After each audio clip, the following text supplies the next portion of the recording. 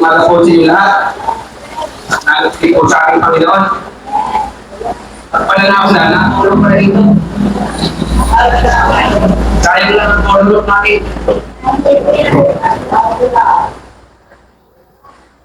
Pag hindi tumigil yung tulong na yan, makikinig.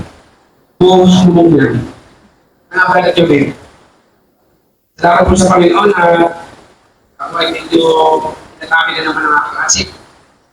Kuyat po ako gabi dahil talagang sumakit na naman ang aking tiyan. Ako ng asik. Medyo napapakain na naman ng mga malalangis. Yung sa biyaya po na Diyos, akala ko hindi ako makatayo ngayon eh. Hindi ka nakatayo man baga. Hindi talaga po nabinigin sa Panginoon. Ano po? Eh, kahit ayaw ng suldo, basta sa gawain ng Panginoon, tuloy lang po dapat. Dahil tinitignan ng Diyos yung mga ginagawa po natin, at tayo po ay pinagpapala ng Diyos ay din po sa ating mga ginagawa. Eh, hindi pa tayo magtitignan sa Panginoon kung paano tayo malakas lang, kung paano tayo sagana, kung paano tayo malusog, at saka tayo magtitignan sa Panginoon. Kailangan, sa ating nasalitiya, napapanahon man o hindi, ipangaral ang salita ng Diyos. Kaya ako yung tiyan ko yung bilang-bilang pa.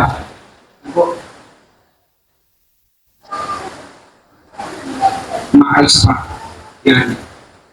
So tayo po ay mag-aaral ng salita ng ating Panginoon. Ang pagkakas po natin pag-aaralan, ang sabi ito ay ang pagiging katiwala. Tandaan po natin, tayong lahat ay katiwala lamang ng ating Diyos. Naniniwala po ba kayo na tayong lahat ay katiwala lamang ng Diyos? Saan? Unang-una sa mga buhay natin. Yung buhay mo at buhay ko, buhay nila, ay bigay lamang ng Diyos. Pahiram lamang ng Diyos. Ano po? At anumang oras, pwede po yung bawiin na nagpahiram sa atin. Tandaan po natin, ipinagkatiwala na sa atin ng Panginoon ang ating buhay, kaya dapat po natin gamitin sa gawain ng Diyos. Nakakalungkot po bisan, napakaraming tao na wala po panahon sa Panginoon. Pero hindi nila alam na ang buhay nila ay pinagkatiwala lamang ng Diyos. Na kung iisipin po natin, kung may dapat ng paggamitan ng ating buhay, ito ay ang paglilingkod natin sa Panginoon. Bakit? Siya nagbigay buhay, siya nagpahiram. Kapag ang pahiram sa iyo ay natuwa, ano po? Anong gagawin ng Diyos? Dagdagan pa yung ipinahiram sa iyo. Ano mang bagay na meron tayo, pinaghaharap sa atin ng Diyos yan. Pinaghaharap sa atin ng Panginoon. Yung iyong kaalaman, kung ikaw ay may kaalaman. Yung iyong kayamanan, kung ikaw ay may kayamanan. Ano po? Pero yung kayabangan, hindi na po yan parang ng Diyos. Opo, bigay ko rin sa tanas yan. Yung kayabangan, yan, bigay ko rin sa tanas yan. Kayabangan. Pero ang kayamanan, pwede ka rin bumigyan ng Diyos kung nakikita ng Panginoon na ikaw ay karapat-dapat. Ano po? Kaya nga po ang maglingkod sa Panginoon, bakit still wala na pong hahanapin pa tayo? Lahat na po ng kailangan natin ay nandiyan na kapag naglingkod tayo sa Panginoon. Kung tayo man ay nagkakasakit, kasalanan po natin yun. Kagaya ko tabi, buyang po ako, hindi ako makatulog. Pumihilap pa naman yung tiyan ko eh, wala naman ako ininom na yes.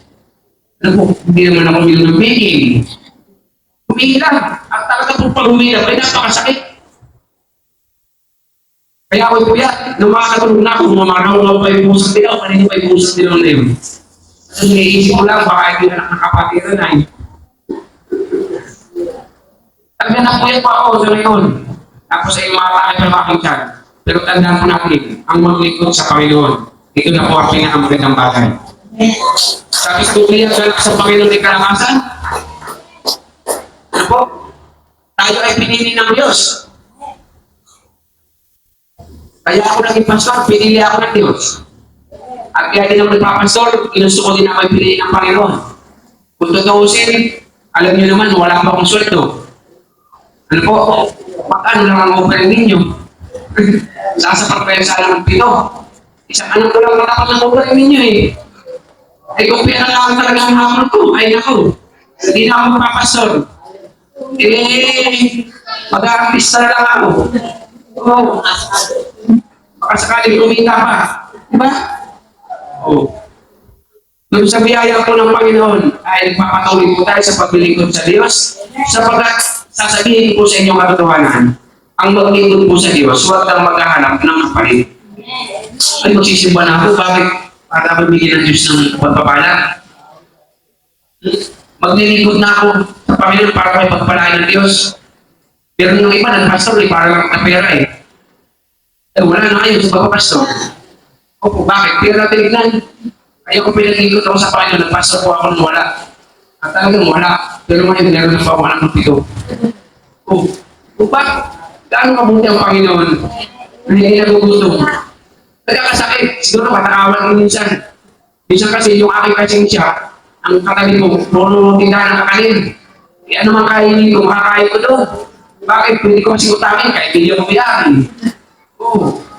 Kaya walang gutom. Minsan ay, natokso na naman ako kumain kahapon ng lumpia, nagulay na malakis. Yan, nagkape pa. Ulang pa tinula. Sinilihan pa. Bago matulog, nagkape pa. At nagsagpanundo pa. Ay talagang. Ano po? Ang maglingkod po sa Panginoon, bakit still? Lahat ng kailangan natin, andyan na po. Once na ikaw ay sumunod sa Panginoon, naglingkod sa Diyos, lahat na kailangan mo binigyan ng Diyos. Eh bakit nga nagkakasal na kapastor? Nasa katawan lupa pa po tayo eh. Opo, subukan yung pagod at maligo pa kung saan hindi ka napasma. Diba?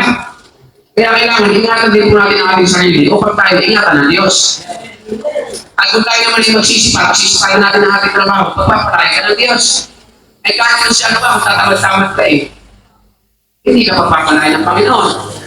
Tamad na magtrabaho, tamad pa manalangin, tamad pa magsimba. Pero, pag may upukan sa gilid-gilid, eh talaga naman, ano yun? Ano yun? Ha? Nadaya? Sinasabi ko na ay. Tapos ng eleksyon na, daya pa. Talaga naman, oo. Hindi ba na... Pero pagdating sa gawain ng Panginoon, paglingkod, tamad na. Ba't kaya ganun? Alam niyo po yung katamaran sa gawain ng Diyos, iyan po ay mga pakanan ni Satanas. Huwag ka na magsimba, bubulong-bulong si Satanas, sabi sa Bible. Si Satanas daw ay parang yung angel-angel sa atin. Hindi niyo po nakikita si Satanas, pero parang yun yan. Yung parang bang gusto ka sakmalin, hindi ka lang masakmal. Bakit? Ano ka ng Diyos eh? Bakit? Eh sabi na po yun, huwag mo sasakmalin niya. Kaya gagawin niya ni Elion, bubulong-bulungan lang. Huwag ka na magsimba. Pero simba, nakakatamad, walang mangyayari. Magkila pa na lang, magtrabaho ka na lang, magtanim ka na lang. Wala kang mapapala dyan. Bubulong-bulong si Satanas ng ganyan. Ano? Kaya ang mangyayari, kapag ikaw ay talagang hindi manalig sa paglilingkod sa Panginoon, tatawarin ka na, ano mo ano? Minsan kung simba ko, maglabas na lang kaya ako. Pag hindi naman naisip yung ulo sa Sabado, isa kasi simba ko, maglaban na lang kaya ako, tampak ng lamada. Ha? Ang baklan na kami, hindi ko nakita. Tandaan po natin, ang maglingkod po sa Panginoon, hindi po kalugian. Okay? Tayo ay katiwala lamang ng Diyos sa buhay mo. Gusto mo ba may nagbigay sa iyo ang buhay mo? Sino magsasabi sa inyo iyo ang buhay mo? Sige nga. Pag may nagsabi sa akin na akin ang buhay ko, ako may akin ang buhay ko. Gusto mo mamatay ng maaga. Diba? Ang buhay po natin ay mahirapan ng Diyos. Kukunin ng Diyos kung kailan niya gusto. Ibibigay ng Diyos pahiram sa iyo kung kailan niya hanggang gusto. Kaya nga ang bawat taon ng buhay ng tao ay hindi para parehas ang kamatayan. May namamatay na pagka anak-anak lang, patay na. Ay, yun lang eh. Pagka binata, pagka dalaga, patay na. Yun lang ang hanggang ng Panginoon eh. Mayroon naman tumatanda ng sakit. Sa daan, may nakita pa ako, ano? Bakit? Yun lang pinili ng Diyos na buhay sa kanya. Pero makatatanda niyo kapatid, ang sabi sa Bible, pinakahaba ng Diyos ang buhay ng kanyang mga anak. Kaya kung gusto natin yung umabang ang ating buhay, maglingkod po tayo sa Panginoon. Alam niyo ba kung bakit umahaba ang buhay natin? Pag nawala tayo sa mundong ito, walang hanggang buhay ang pupuntahan po natin ay sa piling ng Panginoon. Ano? Kaya nga nung inaatake ako pagsabi ng nung tiyan ko, sabi ko, malayo sa pilo ka to. Pagkapakos, tiyan nga pala, ito ka nga pala mismo. Sabi ko, Panginoon, doon mo muna sa akin pakita yung ganda ng langit, baka ako hindi na bumalik. Opo. Basta ang alam ko, sa biyaya ng Diyos, kapag tayo nandilingkod sa Panginoon, lahat po, ibibigay ng Diyos sa bawat isa sa atin. Opo, lahat. Magpapala, ano po, kagalingan, kalakasan, katalinuhan, mahabang pasensya, ano po, pagpapatawad, yan po ang ibibigay sa atin ng Panginoon. Bakit? Dahil tayo ay mga anak ng Diyos.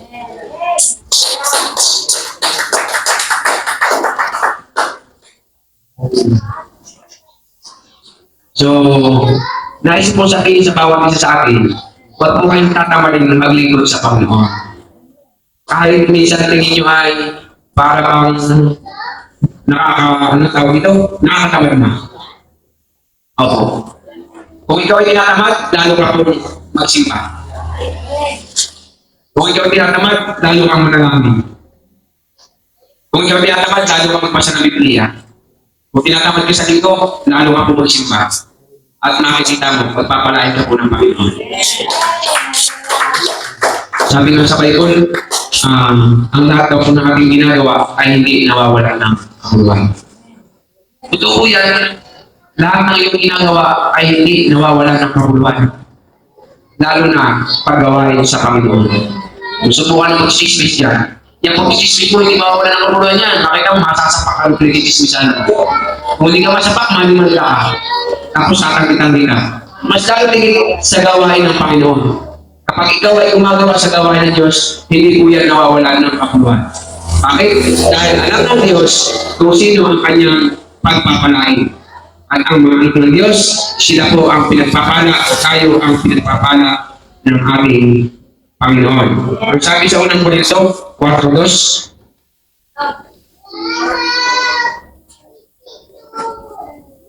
ang sabi ganito, ang katiwala ay kailangan maging tapat sa kanyang Panginoon.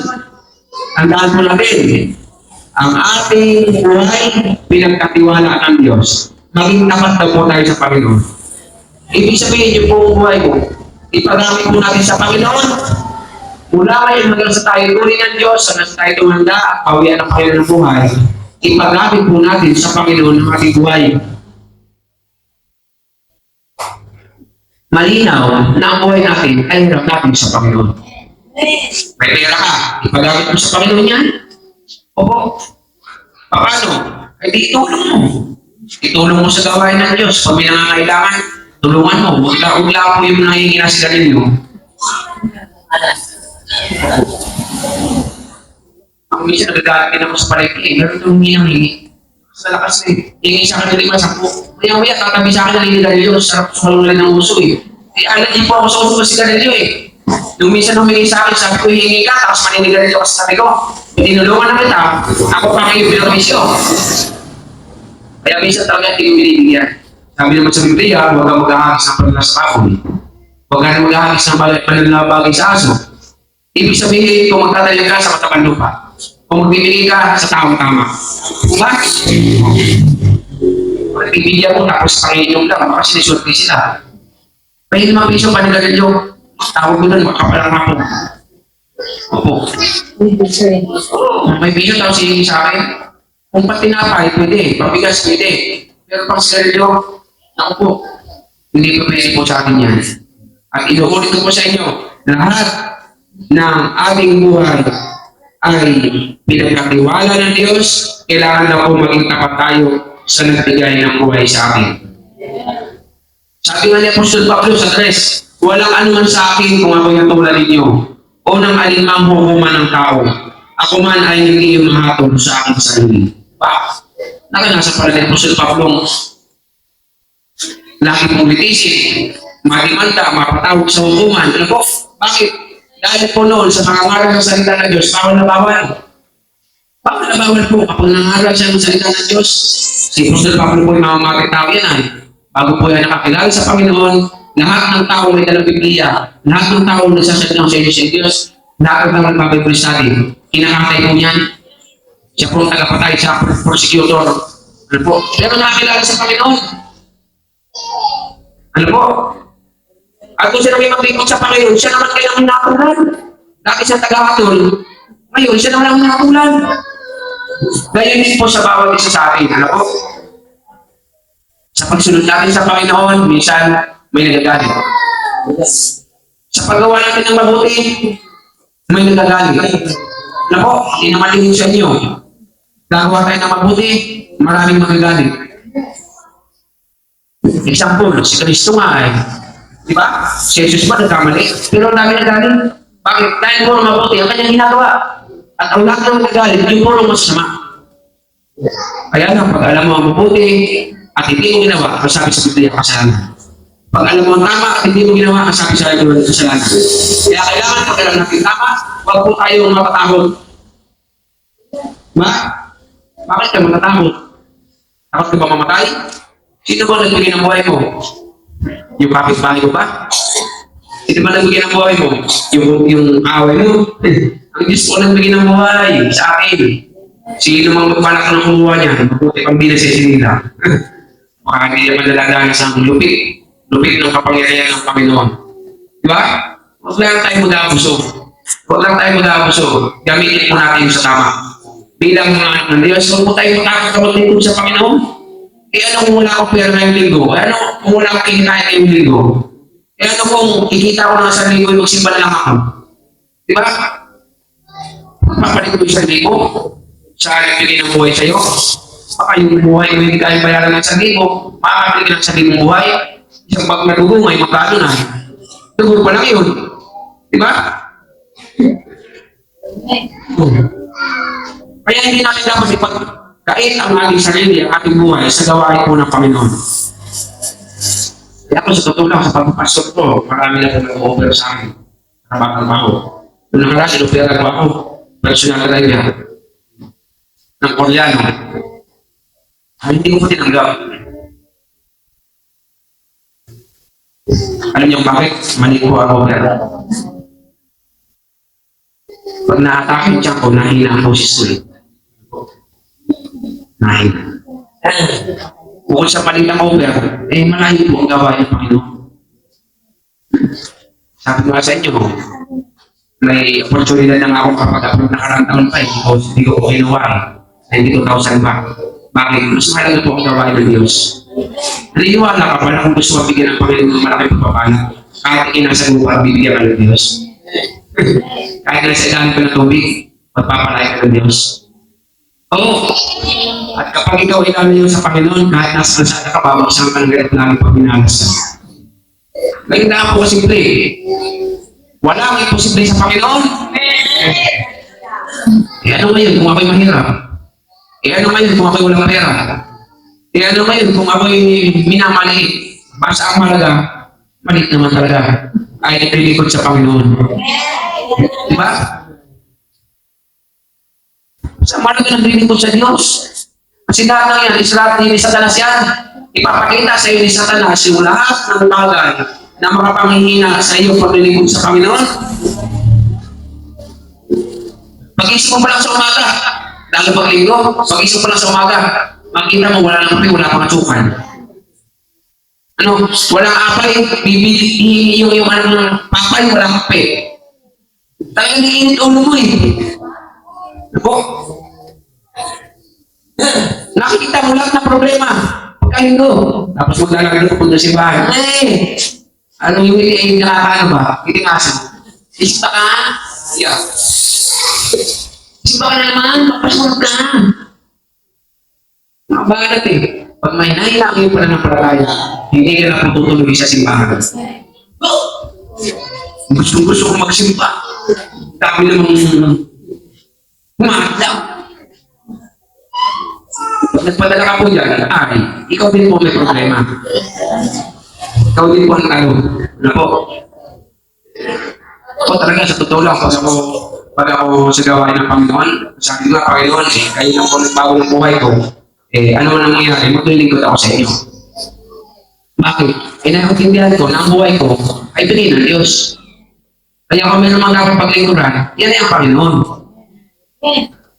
Pangalawa na lamang, yung tayo pagpalain at kayamanin ng Diyos. Kaya sa taong mayaman, hindi po sa kayamanan umiikot ang buhay natin. Yan po yung nasa Panginoon. Makaktan naman ang kayamanan sa buong sanlibutan, ngunit kung ang kaluluwa mo naman ay mapahamak, wala po halaga ang lahat. Sabi niya, Hari Solomon. Bakit? Si Solomon na po ang pinakamayaman sa buong mundo.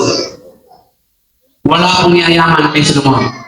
Mula noon hanggang sa ngayon. Dahil sinabi ng Diyos, walang magiging kasingyaman mo.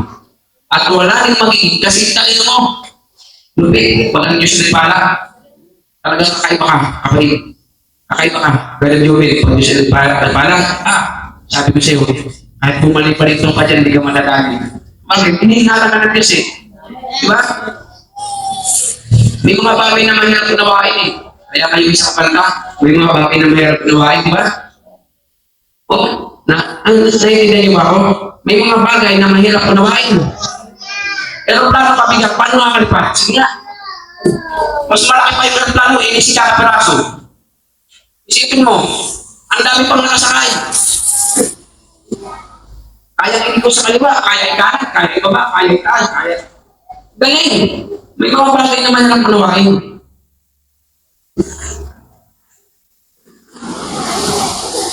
Yung kamay mo, hindi mo naman yung utusan, gumagalaw ng utusan. Tumatik yan, brad. Mga kapatid, tumatik yan. Once na ikaw is like, tumatik. Tumutuhod yan. Wala ka namang makin eh. Diba? Pag tinanong ka, biglang sumasalita, sumasagot. Wala namang gusto to. Diba? Gaano kalupit na pagkalit ka ng Diyos? Pag may problema, automatic yung isip mo, nagkakaroon ng solusyon. Sige na. Ay kunili ka ng Diyos sa pangurubot. Sususin-susulat ka muna at lumak na talaga namang di na alam ang gagawin. Salamat ka dahil kahit anuman ang sitwasyon ng ating buhay, isipin mo sa iyo sarili, ikaw ay espesyal sa lahat.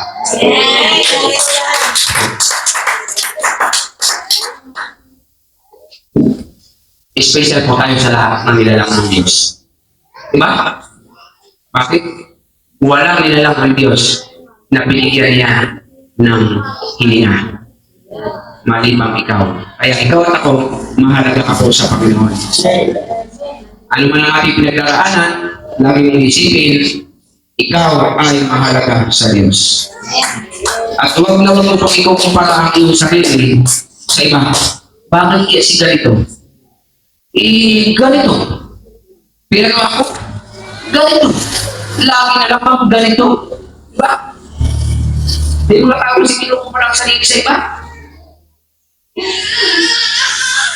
Kaya kailangan, hindi mo pwede kumpara ang sarili mo sa iba. Bakit? Nilikha ka ng Diyos na yun eh. Hindi mo mukha mo sa salamin kung may kamukha ka dito.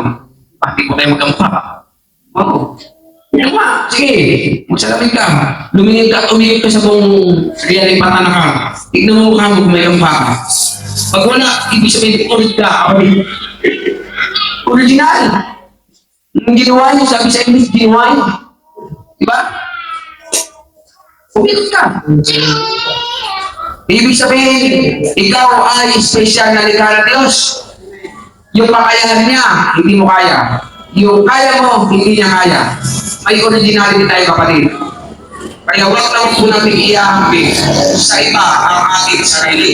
Bakit? Dahil may kanya-kanya tayong pagkalikha ang Panginoon. At isa lang ang alam ko, ikaw at ako ay special po tayo sa Panginoon. Bakit? Dahil ang buhay mo at buhay ko, buhay natin lahat ay isang bigay. Kaya dapat ipagkatiwala natin ang ating buhay sa nagbigay sa atin. At ito ay ang ating Panginoon. Wala akong ayaw sa paglilingkod, mga kapatid. Bakit? Dahil ang umayaw, hindi nagwawagi. At yung mga nagwawagi, yun yung maayaw. Diba?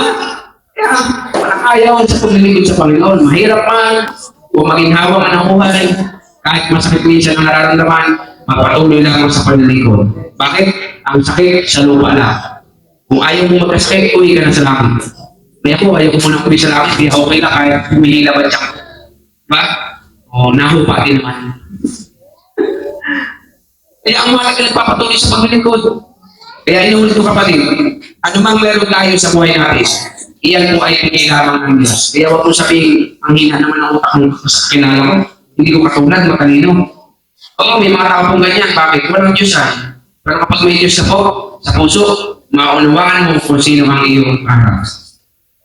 Bakit? Dahil ikaw ay anak ng Diyos. So, bago po tayo magtapos, mga kapatid, ano man ang nasa iyo ngayon, ano man ang sitwasyon mo ngayon, ipagkatiwala mo sa Diyos ang iyong buhay. At ikaw ay pagpapalain ng ating Panginoon. Tayo mo ba yun? Tayo mo lang.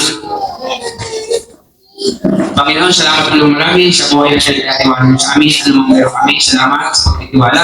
Pagkawagin po kami kung ito po ay nagagamit namin sa iyong tama. Turuan po kami na magamit namin o Diyos para lamang sa inyo. Tawagin po kami sa lahat ng kasalanan sa iyo, sa salita sa gawa. Malaki man ang mali, marami man po ito mga kaunti, kahit man diya ay sinasadya ka hindi. Lahat ng may sakit dito sa physical na spiritual, sa oras na ito, nalabas sa aming binagani. Sa inyo po natin ang yan, sa pangalan ni Jesus. Amen.